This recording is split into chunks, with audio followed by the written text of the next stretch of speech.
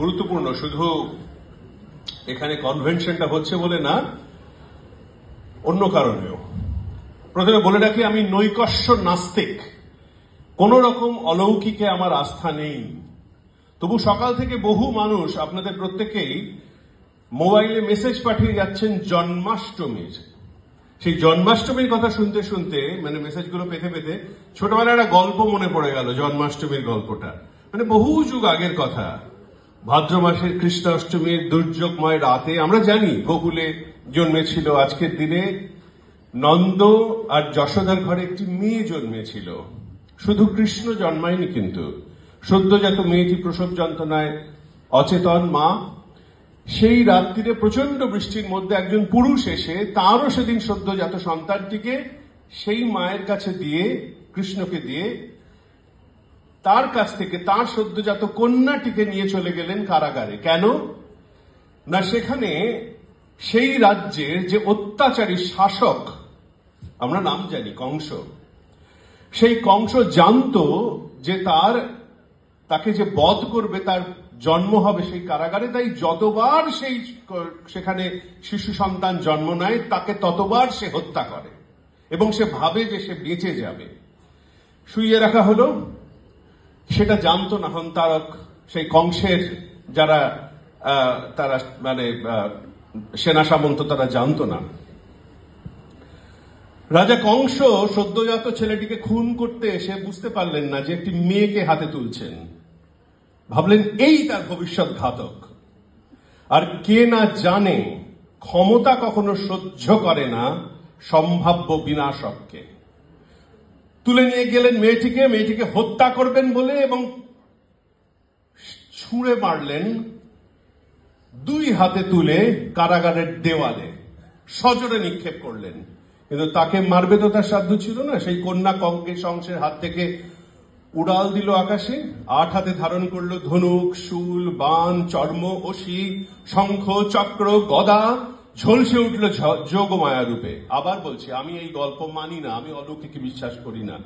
কংসের উদ্দেশ্যে ভেসে উঠল আকাশবাণী, তোমাকে বধিবে যে গোকুলে বাড়িছে সে। কেন বলছি? অনেকে বলছেন এই মেয়েটি যেন দধিচির হাড়, আত্মাহুতি দিয়ে বজ্র দিয়ে গেছে আমাদের। সে ফিনিক্স, অগ্নি স্নানে পুত হয়ে সারা সমাজে ছড়িয়ে দিচ্ছে তার অভাবনীয় উড়ান, তার আগুনে ডানায় অমোঘ আহ্বান যুগ বদলে। আমার মনে হচ্ছে সে ছিল মহামায়া। সে সুনিশ্চিত করে যাচ্ছে অত্যাচারী শাসকের সংহার, বিনাশ করে যাচ্ছে সেই ক্ষমতার অহংকার। ওই পৈশাচিক অত্যাচার তাকে কারাগারের দেওয়ালে ছুঁড়ে শেষ করে দেওয়ার অক্ষম প্রয়াস। 8 তারিখ রাত্রিরে যেটা হয়েছিল, অবহায় হয়ে, তিলোত্তমা হয়ে সেই মেয়েটি ছড়িয়ে পড়েছে কোটি কোটি মানুষের বুকের মধ্যে, আমার বুকের মধ্যে, আপনাদের বুকের মধ্যে, এবং ঘটে যাচ্ছে একটা স্বতঃস্ফূর্ত জন আন্দোলন, গণ অভ্যুত্থান।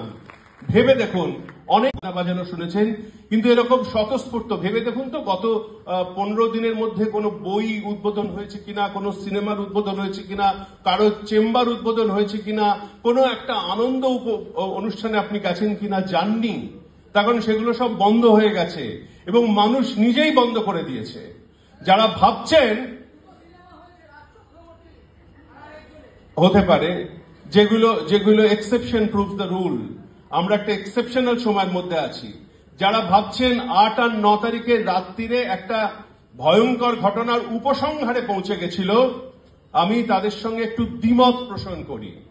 সেটা একটা বয়ে চলা ঘটনার মাঝখানের একটা দাঁড়ি অথবা কমা, ফুল স্টপ নয়।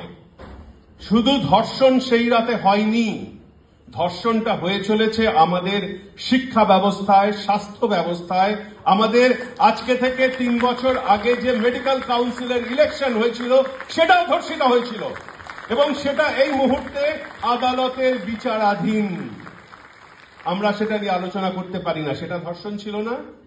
এবং এই মেয়েটি কিছু জেনে ফেলেছিল বলে তাকে হত্যা করা হয়, ধর্ষিত করা হয়, এবং তারপরে যে জিনিসটা হয়ে চলেছে সেটাও ধর্ষণ।